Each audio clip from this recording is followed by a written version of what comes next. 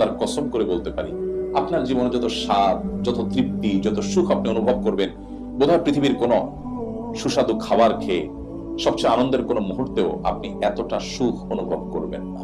আল্লাহর কাছে ক্ষমা চাওয়াটা এত আনন্দের, এত তৃপ্তির। দুর্ভাগ্য সে মানুষগুলোর যাদের আমাদের জীবনে আল্লাহর কাছে একটি বারের জন্য 40, 50, 60 বছরে মুসলিম হওয়ার পরও চোখের পানি ফেলে 2-5 মিনিটের জন্য ক্ষমা চাওয়ার সুযোগ হয়। আল্লাহ রাব্বুল আলামিন আমাদের সবাইকে আল্লাহ তাআলার ইস্তিগফারকারী বান্দাদের কাতারে শামিল হওয়ার তৌফিক দান করুন। আল্লাহ তাআলা কোরআনে কারিমে বিভিন্ন জায়গায় আল্লাহ সেসব বান্দাদের প্রশংসা করেছেন, আল মুস্তাগফিরিনা বিল আসহার, যারা ভোর রাতে উঠে আল্লাহর কাছে ক্ষমা প্রার্থনা করে, চোখের পানি ফেলে। এই মানুষগুলোর প্রশংসা আল্লাহ জায়গায় জায়গায় করেছেন।